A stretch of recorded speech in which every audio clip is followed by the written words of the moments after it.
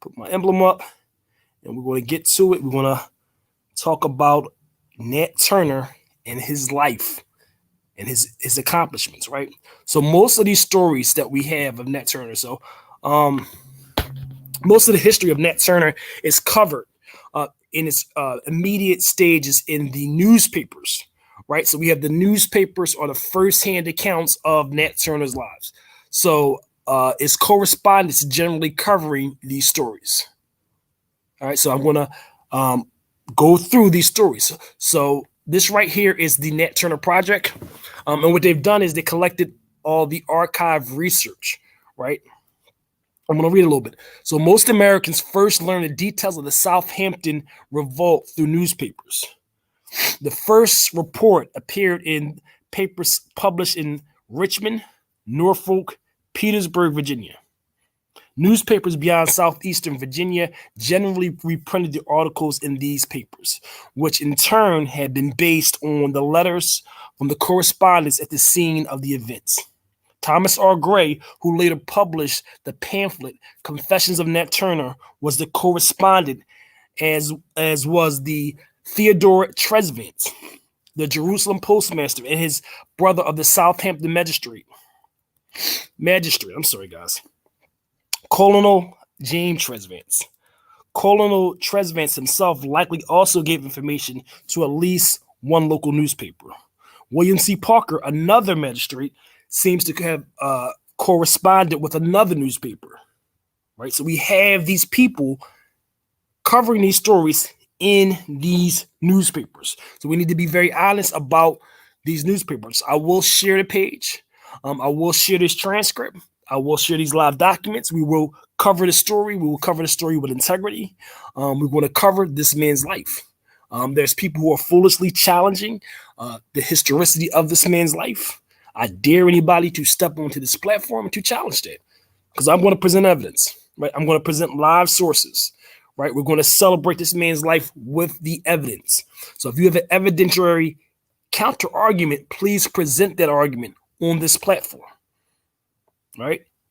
So in haste to report the news of the insurrection, however, editors often neglected to check facts, especially in the first days of the chaotic days following the rebellion.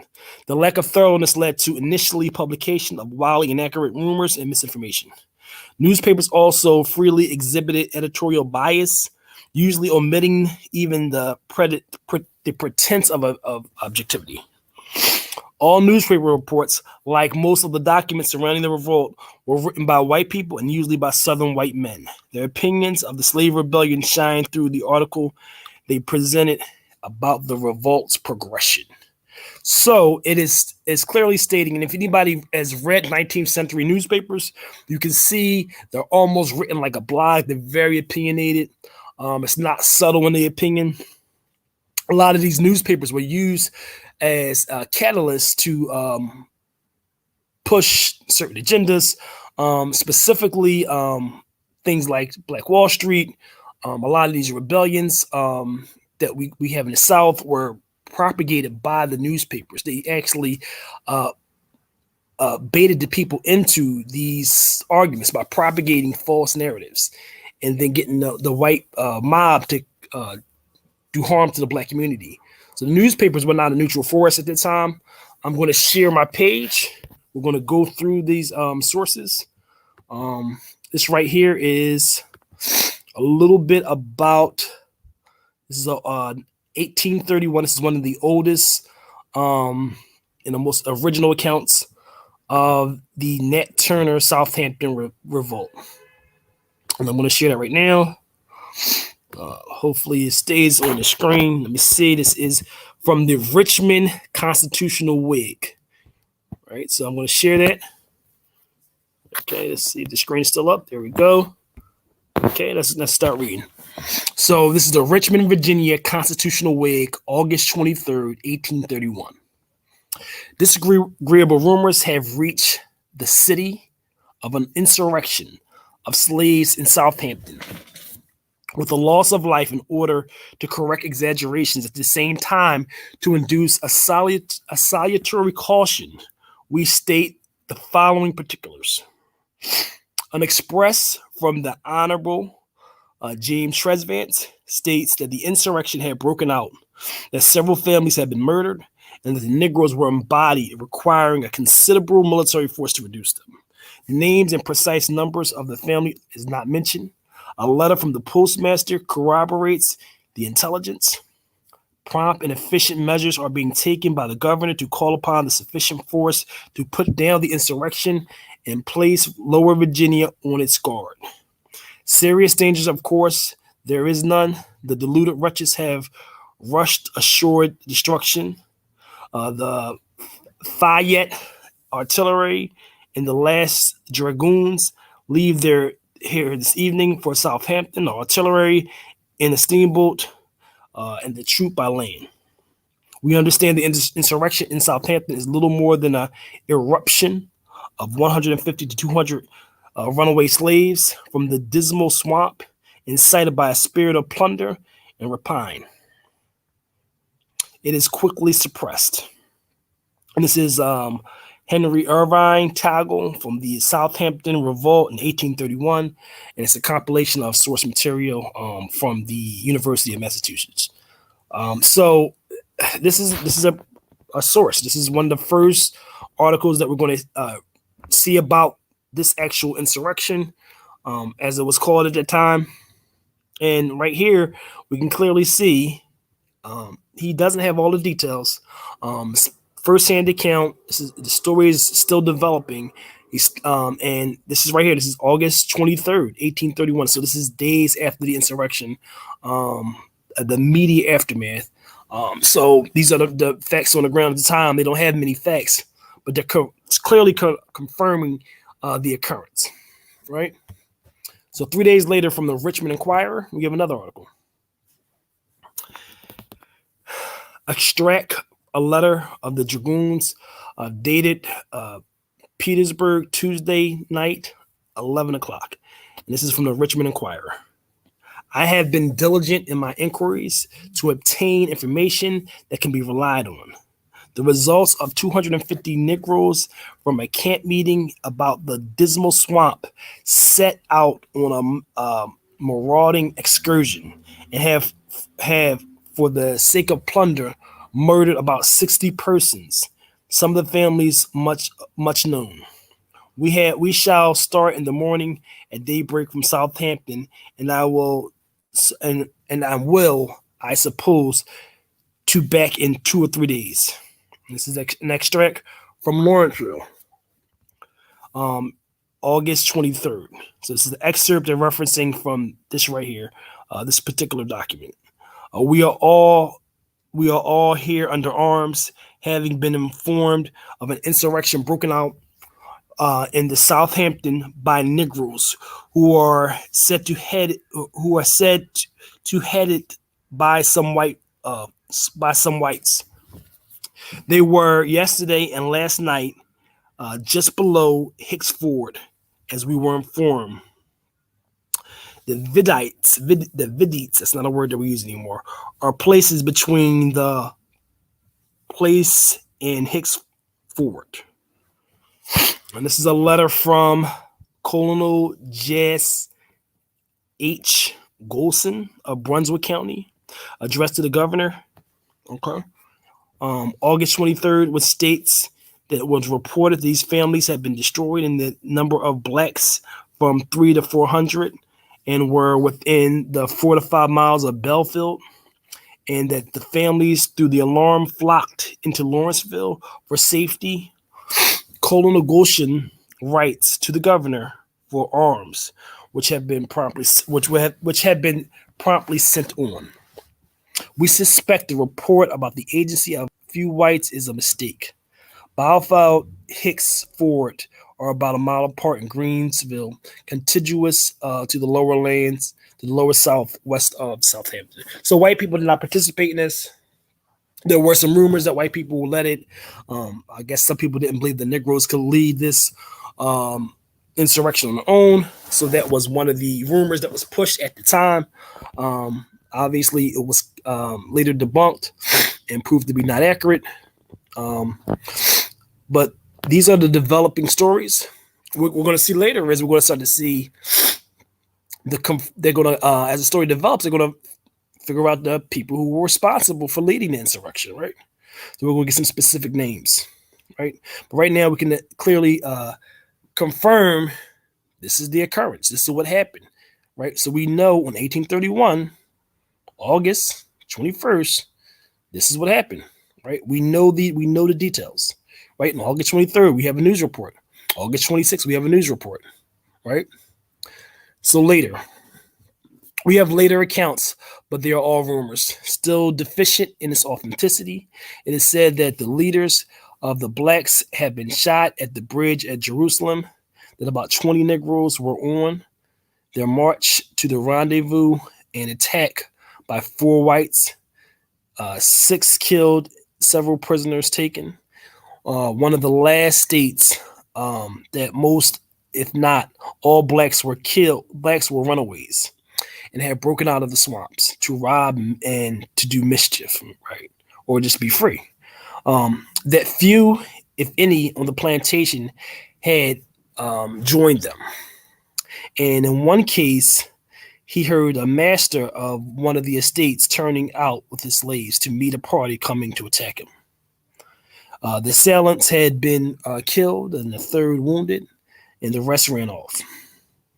But it's extremely difficult to get at the difficulty of all of such cases. These events have been burst unexpectedly upon us.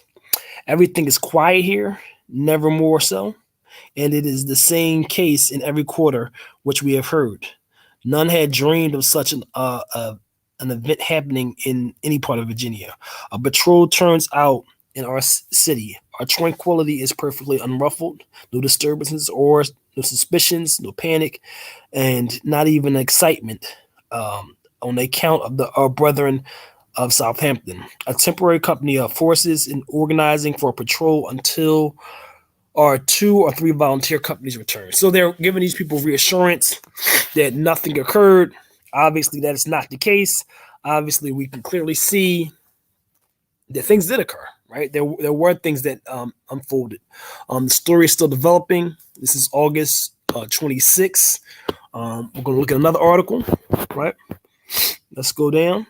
Let's look at a later article. This is going to be a September 26th article from the first article reported. That was the Whig. This is the follow-up. This is the details. The Richmond Whig. Okay. The Whig did not identify the author of the dispatch from Jerusalem that printed on September 26th. Historians once thought that they may have been Thomas R. Gray, the attorney who published the later Confessions of Nat Turner. More recently, scholars have discredited this ideal. All that can be said is that with any certainty is that the author was someone engaged in the court business during the time of the dispatch. It is therefore could have been a magistrate, an attorney, a sheriff, or someone who served in an official capacity during the trials of Southampton. So we published a day-to-day, a detailed account of the insurrection in Southampton, kindly furnished by the gentleman well conversant with the scenes he described, fully competent from the sources of the information he possesses to arrive at the correct conclusion as to the causes which prompted the ringleader at the end in view. So who is the ringleader? That's what we need to talk about. The writers to concur with him on the opinion that it was sudden and unprepared fanaticism and subtle craft, wholly unconnected with any concert in neighboring countries. We expressed our belief to the contrary when we heard of the other day reported atrocities, murders in North Carolina. But upon more mature reflection, we are now convinced that we found our opinions then too hastily upon the exaggerated accounts before us, in which we do not suppose could receive so a general belief and so apparently an authentic shape without the foundation of truth. Okay. And these are the details of what occurred. Okay. And they're going to cover, this is September 26th, and we're going to cover the actual man. This is Nat Turner. We're going to cover the man, all right, in this next portion, right? So we're going to skip down for time's sake, right? They're covering right here in this next paragraph a brief synopsis of some of the exaggerations and beliefs. But we're going to skip down to a more recent. This is September 17th, and they're referencing the insurrection. Right here, they're going to actually disclose some details about the man. Okay. All right. And let's start off with right on the perfect spot. We want to find this man's name. Okay. All right. Okay. All right. Our insurrection, general or not, was the work of fanaticism.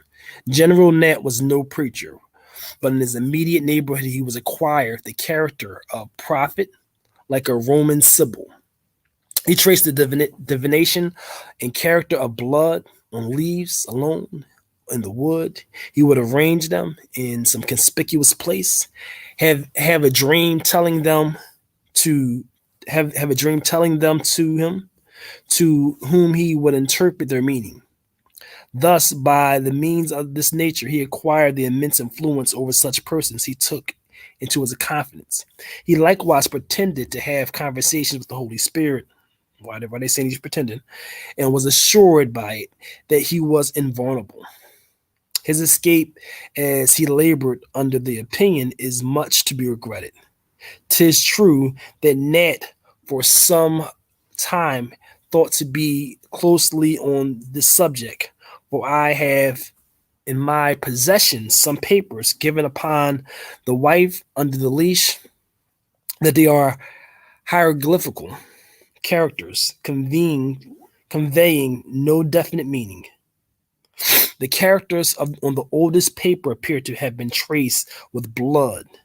In each paper, a crucifix and a sun, and is distinctly visible with figures 6,000, 30,000, 80,000.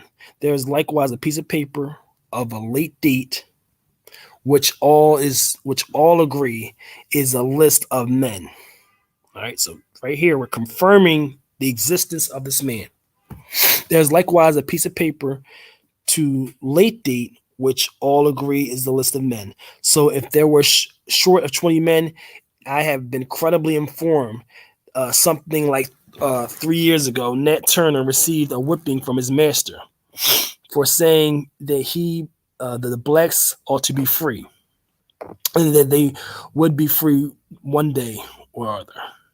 Nat in person is not remarkable. His flat nose, stature is rather small, and hair very thin, without peculiarity of expression.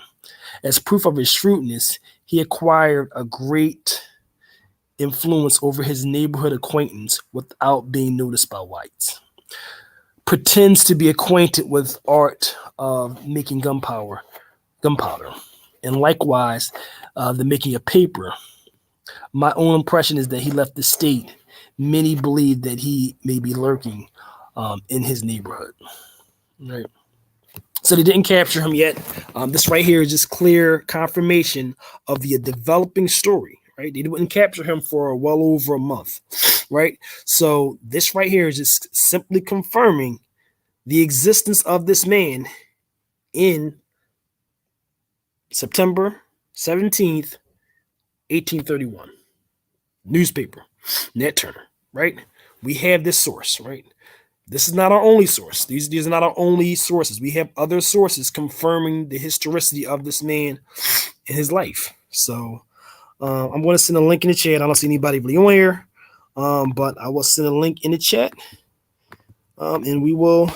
If somebody wants to join, feel free to join. But we will honor this man, and we will make sure his story is thoroughly covered. We need to know these details. All right. So I'm going to stop. Okay, we're going to share our screen. And we're going to cover some of these details. So right now we know that Nat Turner on September 17th is a free man. He is actually he has not been brought into captivity. They are very alarmed by the occurrences that happened. They're trying to play it down. They're describing his physical appearance. They're describing how he looks. They're describing his characteristics. He's charismatic. He's influential. They're describing his the fact that he's a respected man within the Black community, that he's a preacher. So we have all these details at hand, right? So we clearly confirm that. We also can confirm is the fact that he is not been brought into captivity yet, right? So he's still out there. I'm going to share another component of this story. This is from another man who was a correspondent of this story. So I'm going to share my screen now. Okay, this right here is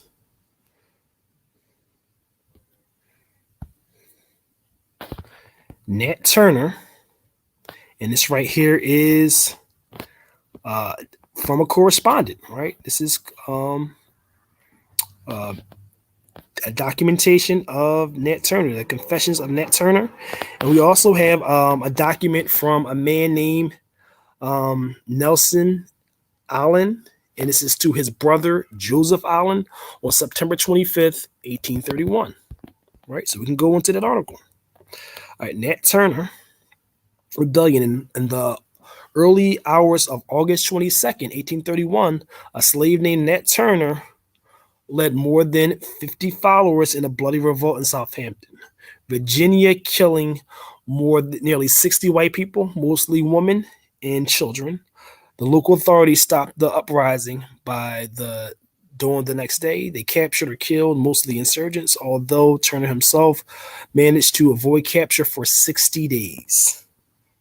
Okay, and this right here is the testimony of Nelson Allen, and this is to his brother in Connecticut, Joseph Allen. Okay, all right. So I'm going to correct this. Nelson Allen, I believe he may be in North Carolina, nearby state, and he's writing this letter to his brother. The insurrection of blacks have made great disturbance here, and every man is armed with a gun by his bed at night, in the field, at work. Great many of the blacks have been shot. Their heads have been taken, stuck on poles at the forks of the roads. Some have been hung. Some await their trial in several counties. Six in this county. I expect to see the stretch of their trial next week. There is no dangers in the rising again here. All right. So that was just him offering some reassurance to his brother, Nelson Allen. That's a 1831 document that we have. Let's look at the full transcript. Okay, so this is Nelson Allen. This is the full transcript. I have a good place. I have a good place to board. Nice, friendly people. I wish to live with Mr. Pierce. It's about 50 miles from me.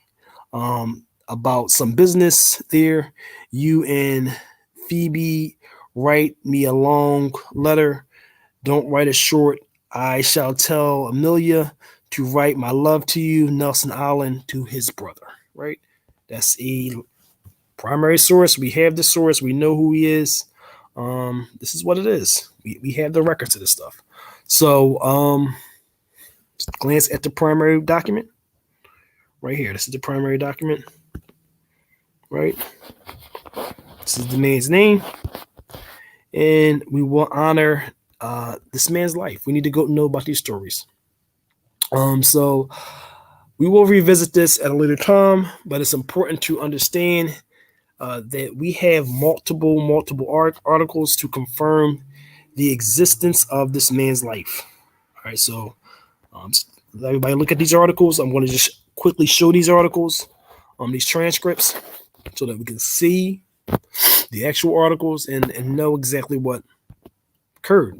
We have no reason to contest the historicity of this man's life. No good reason to contest the historicity of this man's life.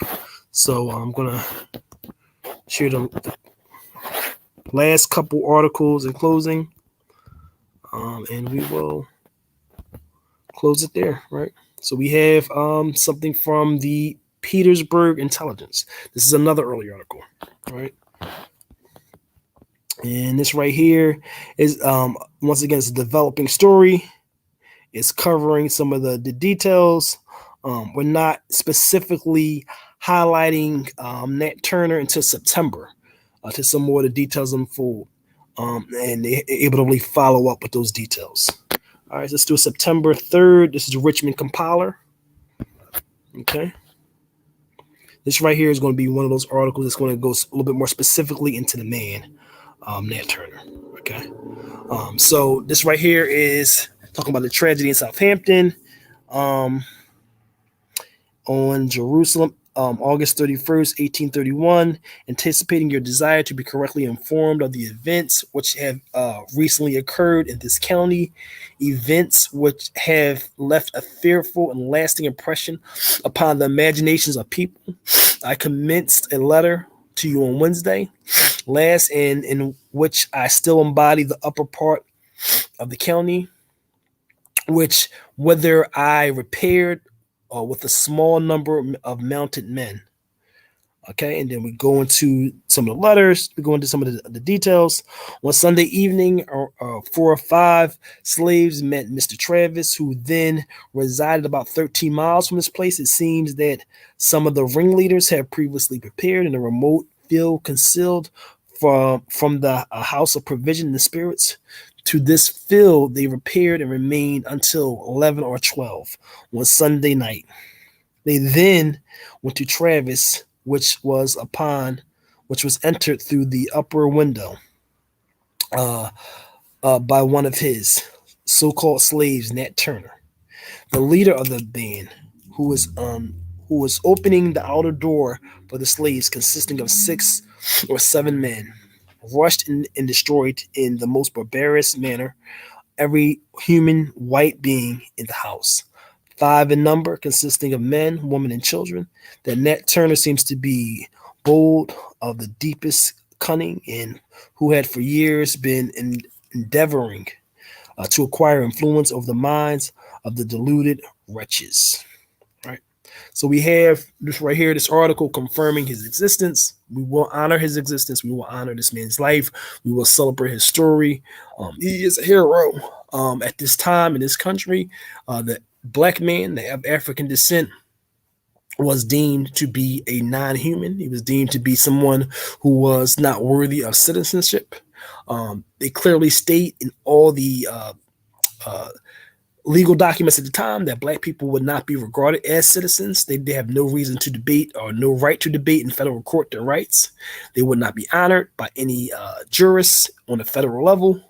If the states decide to implement some laws on behalf of black people, that's fine. But on a federal level, they're not in any way obligated to honor the rights of any person of African descent. And this will be the case for most of American history. So this right here, according to the very own Constitution, by the very own founding fathers, this right here would be the highest honor, right? A person is clearly declaring that I'm a citizen, I'm free.